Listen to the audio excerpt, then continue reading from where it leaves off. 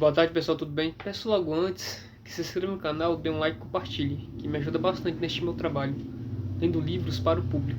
Porque sempre tem aquela pessoa que tem preguiça de ler o livro. Eu digo isso muito para essas pessoas pararem de ter preguiça e começar a ler alguma coisa. Brincadeira, tá? Partes.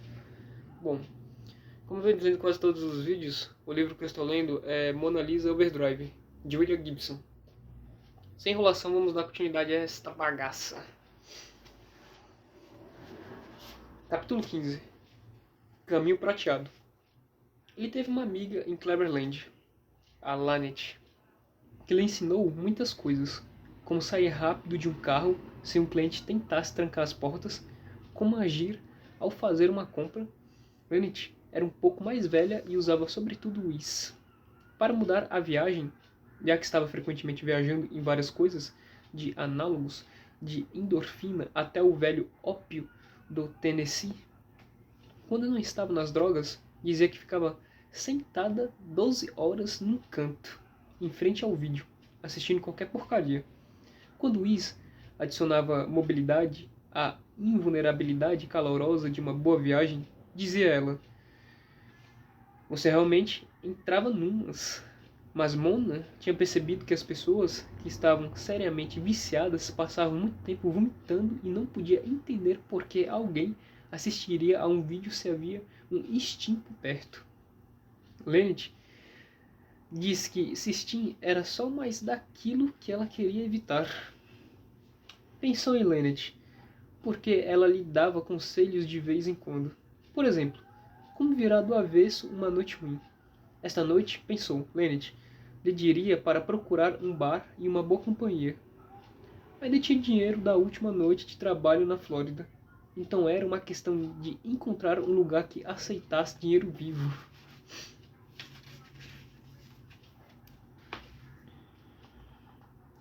Acertou de primeira. Um bom sinal.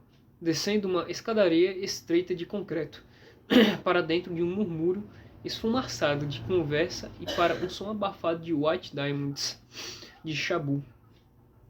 Não era um lugar frequentado por figurões, mas também não era o que os cafetões de Cleverland chamavam de ponto.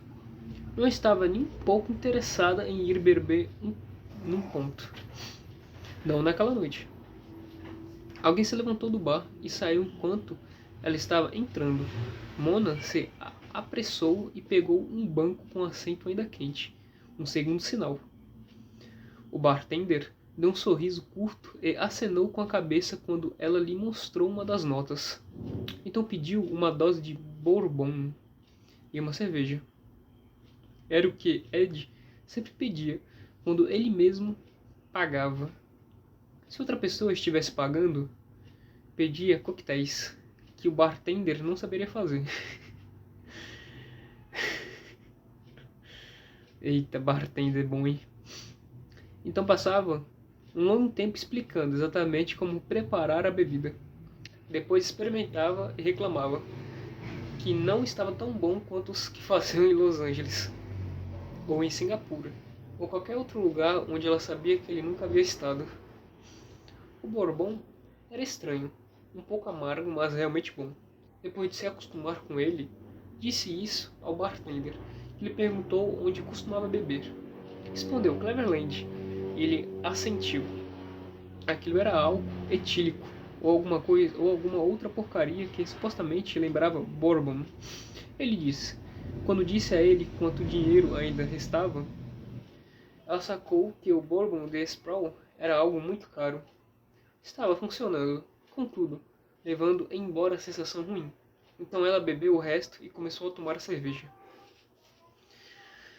Lynette gostava de bares, mas nunca bebia. Apenas Coca-Cola, ou algo assim. Mona sempre se lembrava de um dia em que tomou 2 cristais ao mesmo tempo, o que Lynette chamava de dose de 2 pedras, e tinha ouvido uma voz dentro de sua cabeça, bem nítida, como se alguém estivesse na sala.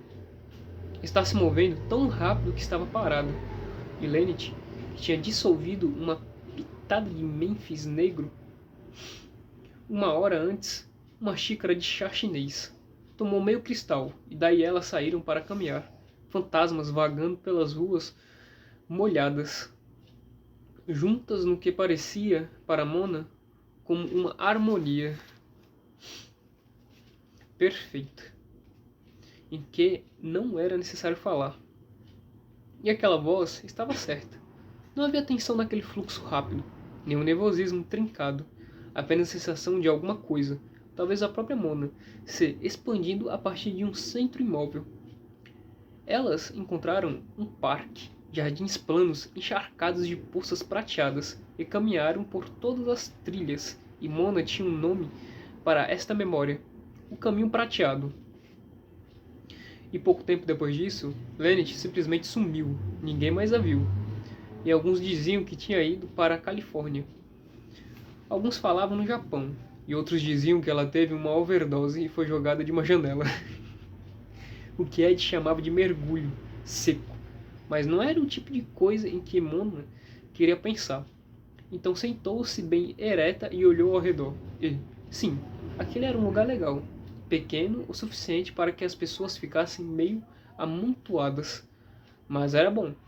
Era o que Ed chamava de um pessoal artístico. Gente que tinha algum dinheiro, mas se vestia como se não tivesse. Exceto que as roupas se ajustavam perfeitamente e estavam na cara que eram novas. Havia um vídeo atrás do bar, sobre as garrafas, e ela viu Angie olhando direto para a câmera e dizendo alguma coisa, mas o som estava muito baixo para se ouvir em meio ao barulho das pessoas. Então apareceu uma cena filmada do alto, mostrando, embaixo, uma série de casas em frente a uma praia. Daí Angie estava de volta, rindo e sacudindo os cabelos e dando aquele sorriso meio triste para a câmera. Ei, disse ao bartender, é a Angie? Quem? Angie, disse Mona, apontando para a tela. É, respondeu. Ela se meteu com alguma droga de designer e decidiu sair fora? Depois foi para a América do Sul, ou algum lugar desses, e pagou alguns milhões para que a deixassem limpa. Ela não pôde estar se drogando. O barman olhou para ela. Se você diz... Mas como ela poderia sequer começar a tomar algo? Quero dizer, é a Angie, certo? Isso faz parte. Mas olhe para ela, protestou. É tão linda, mas Angie desapareceu, substituída por um tenista negro. Você acha que aquela é ela? Aquilo é só uma cabeça falante. Cabeça? Como uma marionete. Disse uma voz atrás dela. Ela virou-se, o bastante para ver um tufo de cabelo loiro e um grande sorriso branco. Marionete? E ergueu a mão, mexendo os dedos, sabe? Sentiu o bartender largar a conversa, dirigindo-se para o outro lado do bar. O sorriso branco se expandiu, para ela não ter que fazer tudo aquilo sozinha, sacou? Ela retribuiu o sorriso, bonitinho, olhos espertos e uma aura secreta que era, justamente, o sinal que queria receber. Não era um figurão, um cliente, meio magrinho, mas poderia ser bom naquela noite. E o jeito sorridente de sua boca combinava de modo estranho com os olhos espertos e brilhantes. Maicon? Ha! Meu nome? Maicon? Ha, Mona. Eu sou Mona. De onde você é, Mona? Flórida. Elanete não teria dito para ir fundo. Ed odiava o povo artístico. Não compravam o que ele tinha para vender. Teria odiado Maicon ainda mais, porque Maicon tinha um emprego e um loft num prédio comercial. Ou pelo menos ele tinha dito que era um loft. Mas quando chegaram lá, era menor do que Mona pensava que um loft deveria ser. O prédio era velho, uma fábrica ou algo assim. Algumas das paredes eram tijolos aparentes e o teto era forrado de madeira. Mas o espaço todo havia sido dividido em espaços como o de Maicon. Um quarto não muito maior do que aquele do hotel, com uma área para dormir num lado e uma cozinha, e um banheiro no outro. Isto ficava no andar de cima. Contudo, então o teto era basicamente uma claraboia. Talvez isto fizesse do lugar um loft. Havia uma corrediça horizontal de papel vermelho cobrindo a claraboia, presa a cordas e roldanas, como uma enorme pipa. O lugar estava meio bagunçado, porém as coisas espalhadas eram todas novas.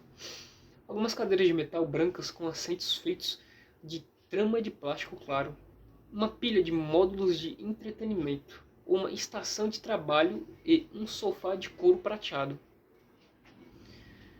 Começaram no sofá, mas ela não gostou do jeito que sua pele grudava nele. Então se mudaram para a cama, a que ficava na alcova. Foi quando ela viu o equipamento de gravação para Steam. Estava em prateleiras brancas na parede, mas o Whis tinha voltado e, de qualquer modo, se você decidiu entrar nessa, vai até o fim. Ele a colocou no captador, uma coleira de borracha preta com protuberâncias terminando em trodos que pressionavam a base de seu crânio, sem fio. Ela sabia que aquilo era caro. Enquanto ele estava instalando seu próprio set e verificando o equipamento nas paredes, falou sobre seu emprego. Disse que trabalhava para uma empresa em Memphis, que criava nomes para novas empresas. Agora mesmo, ele estava tentando pensar num nome para uma empresa chamada Cathode Gateway. Os caras estão precisando mesmo de um novo nome, disse ele, rindo. Mas depois continuou e disse que não era fácil, porque já havia empresas demais e todos os nomes bacanas já tinham sido usados. Ele tinha um computador que sabia todos os nomes de todas as empresas, e um outro que criava palavras que podiam ser usadas para nomes, e um outro que verificava se as palavras inventadas significavam cuzão, ou algo do gênero, em chinês ou sueco. Mas a empresa para a qual trabalhava não vendia apenas nomes.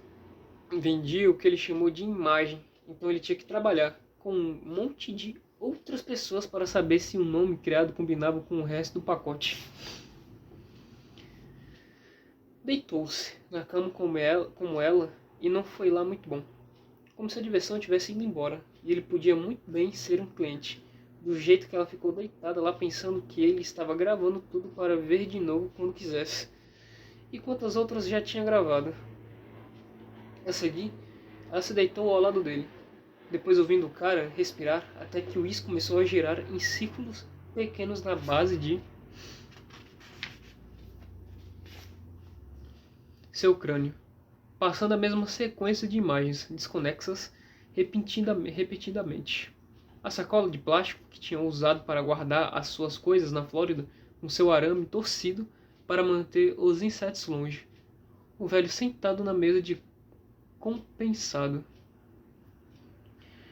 descascando uma batata com uma faca de açougueiro velha. Um restaurante de frutos do mar em Cleveland, que tinha o formato de um camarão ou algo semelhante. A couraça de suas costas arqueadas feitas de metal laminado e plástico transparente, pintada em rosa e laranja. O pregador tinha visto quando foi comprar roupas novas, ele e seu Jesus fora de foco. Cada vez que o pregador retornava, estava a ponto de dizer algo, mas nunca dizia. Ela sabia que isso não pararia, a não ser que se levantasse e fixasse a cabeça em outra coisa. Rastejou para fora da cama e ficou olhando para Michael no brilho cinzento da claraboia. O final dos tempos está se aproximando. Então se dirigiu à sala e colocou o vestido, porque estava com frio. Sentou-se no sofá prateado. A cortina vermelha transformou o cinza da claraboia em rosa, conforme foi ficando mais claro lá fora. Imaginou o quanto custaria um lugar como aquele. Agora que não podia vê-lo, era difícil se lembrar de como se parecia. Bem, pensou, ele não terá problema algum em se lembrar de mim.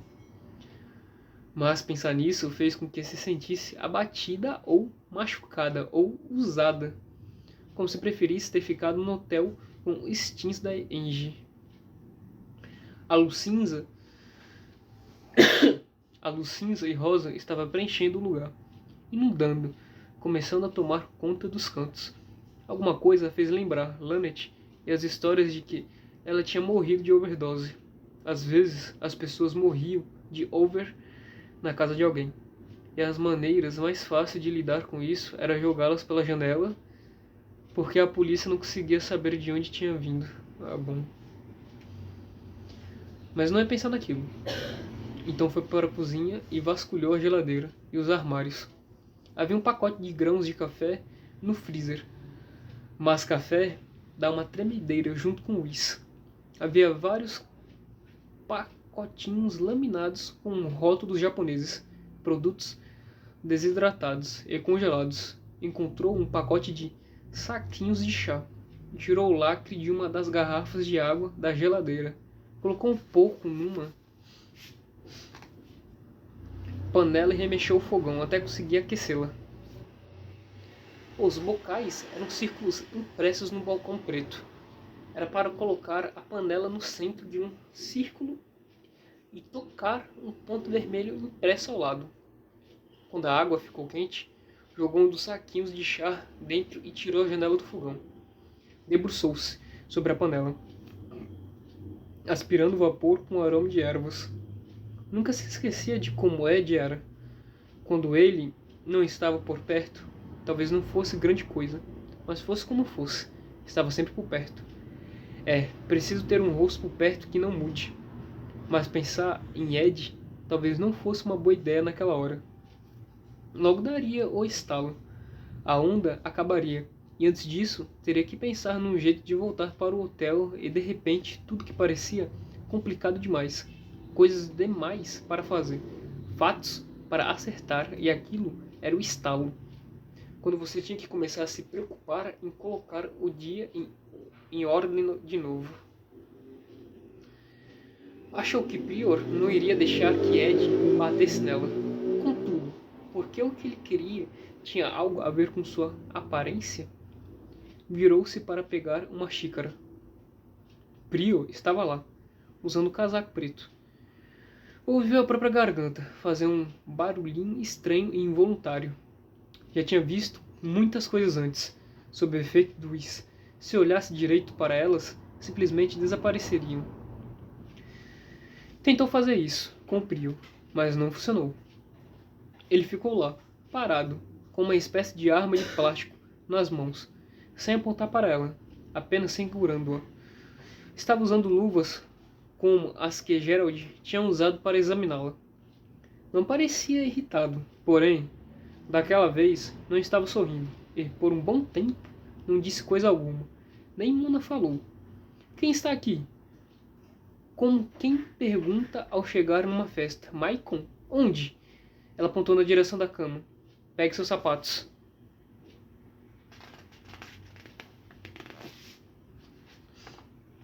Ela passou por ele, saindo da cozinha, abaixando-se automaticamente para pegar sua lingerie no carpete.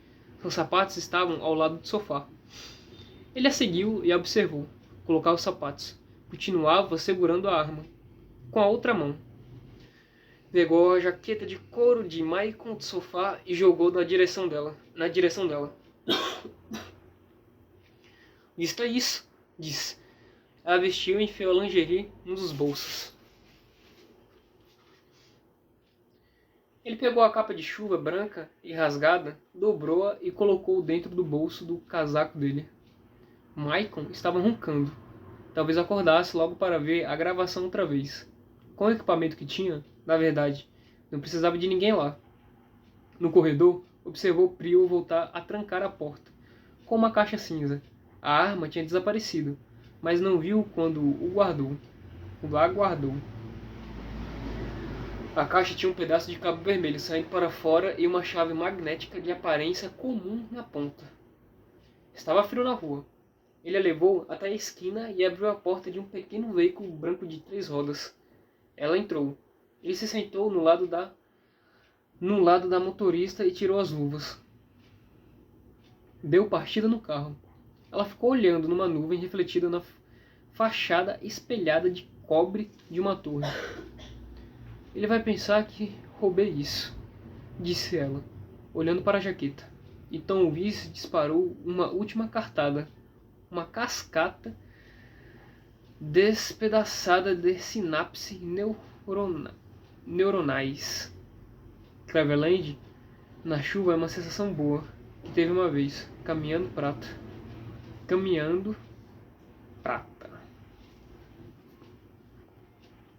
E é isso, pessoal. Espero que vocês tenham uma ótima semana. Fique com Deus e bye bye.